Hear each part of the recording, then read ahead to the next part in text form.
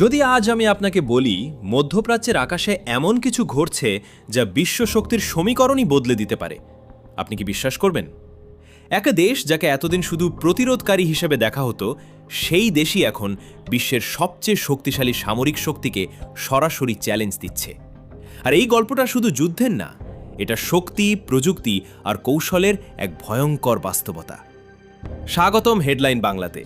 আজকের ভিডিওতে আমরা জানব ইরান কিভাবে আমেরিকার অত্যাধুনিক যুদ্ধবিমান ধ্বংসের দাবি করছে। এটা কি সত্যিই গেম চেঞ্জার?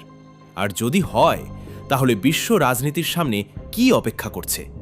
চলুন শুরু করি। এবার সরাসরি চলে যাই ঘটনাস্থলে। ইরান দাবি করেছে চাবাহার অঞ্চলে তারা একটি মার্কিন F/A-18 সুপার হর্নেট যুদ্ধবিমান ভূপাতিত করেছে। ভিডিও প্রকাশ করা হয়েছে। ভিডিওতে দেখা যাচ্ছে আকাশে উড়ন্ত একটি ফাইটার জেট হঠাৎ পাশে বিস্ফোরণ, তারপর সেটি নিয়ন্ত্রণ হারিয়ে নিচে নেমে যাচ্ছে। প্রশ্ন হচ্ছে, এটা কি সত্যিই সম্ভব? কারণ F/A-18 কোনো সাধারণ বিমান নয়, এটা মার্কিন নৌবাহিনীর অন্যতম ভরসা। বিমানবাহী রণতরী থেকে উড্ডয়ন করে দূরপাল্লার হামলা চালাতে সক্ষম।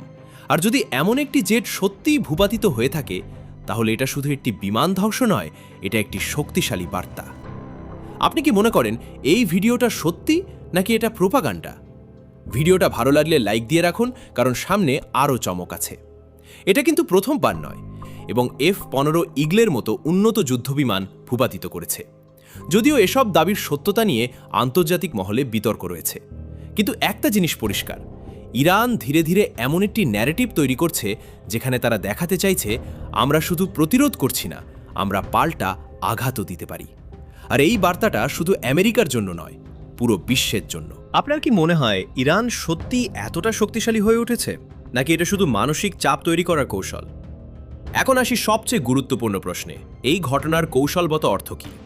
ধরুন একটি অত্যাধুনিক ফাইটার জেট যার দাম $100 কোটি, যেটা তৈরি করতে লাগে বছরের পর বছর, সেটাকে যদি একটি কাঁধে বহনযোগ্য মিসাইল দিয়ে নামানো যায়, তাহলে যুদ্ধের পুরো হিসাবটাই বদলে যায়।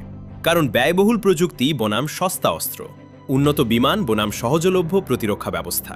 এই অসম লড়াইতেই ইরান নিজের সুবিধা তৈরি করছে। এটাই অ্যাসিমেট্রিক ওয়ারফেয়ার। ভিডিওর এই অংশটা যদি আপনার কাছে নতুন কিছু মনে হয়, তাহলে এখনই সাবস্ক্রাইব করুন হেডলাইন বাংলা, কারণ আমরা এমন বিশ্লেষণই নিয়মিত নিয়ে আসি। এখন পুরো অঞ্চলটা একবার দেখুন। ইসরায়েলের ডিমোনা, হাইফা মিসাইল হামলার খবর, লেবানন সীমান্তে হিজবুল্লাহর রকেট বর্ষণ, কুয়েত, সংযুক্ত আরব আমিরাত ড্রোন ও বিস্ফোরণ। মানে যুদ্ধ এখন শুধু একটি দেশের মধ্যে সীমাবদ্ধ নেই, এটা ছড়িয়ে পড়ছে পুরো অঞ্চলে। আর সবচেয়ে বড় বিষয়, সব ফ্রন্টে একসাথে চাপ তৈরি করছে ইরান। স্থল, আকাশ, সমুদ্র, সবখানে। আপনি কি মনে করেন এই সংঘাত বড় আকারে যুদ্ধে রূপ নিতে পারে? এবার আসি বিশ্ব অর্থনীতির দিকে। হরমুজ প্রণালী বিশ্বের সবচেয়ে গুরুত্বপূর্ণ জলপথগুলোর একটি। এই পথ দিয়ে বিশ্বের বিশাল অংশের তেল সরবরাহ হয়। আর এখন হাজার হাজার জাহাজ আটকে, সরবরাহ ব্যাহত, জ্বালানির দাম বাড়ার আশঙ্কা। মানে এই যুদ্ধ শুধু মধ্যপ্রাচ্যের না, এটা পুরো বিশ্বের উপর প্রভাব ফেলছে। আপনি কি মনে করেন এই পরিস্থিতিতে বিশ্ব অর্থনীতি ক্ষতিগ্রস্ত হবে? কমেন্টে আপনার বিশ্লেষণ লিখুন। এদিকে মার্কিন প্রশাসন বলছে ইরানকে পরাজয় স্বীকার করতেই হবে, না হলে আরও বড় হামলা আসছে। কিন্তু একই সাথে রিপোর্ট বলছে পর্দার আড়ালে আলোচনা চালানোর চেষ্টাও চলছে। মানে সামনে হুমকি, পেছনে আলোচনা।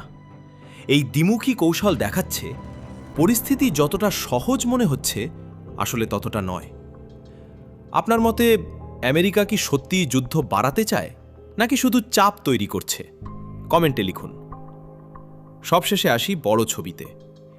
এই যুদ্ধ শুধু অস্ত্রের না, এটা প্রভাব, আধিপত্য আর ভবিষ্যতের লড়াই। ইরান দেখাতে চাইছে আমরা শুধু টিকে থাকব না, আমরা নিয়মই বদলে দেব। আর যদি সত্যিই তারা সেটা করতে পারে, তাহলে বিশ্ব রাজনীতির মানচিত্রই বদলে যেতে পারে।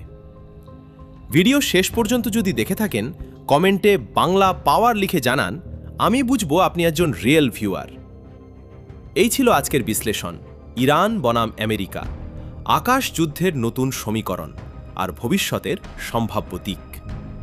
ভিডিওটি ভালো লাগলে লাইক দিন, বন্ধুদের সাথে শেয়ার করুন, আর হেডলাইন বাংলা সাবস্ক্রাইব করে রাখুন, কারণ আমরা শুধু খবর দিই না, খবরের ভেতরের গল্পটা তুলে ধরি।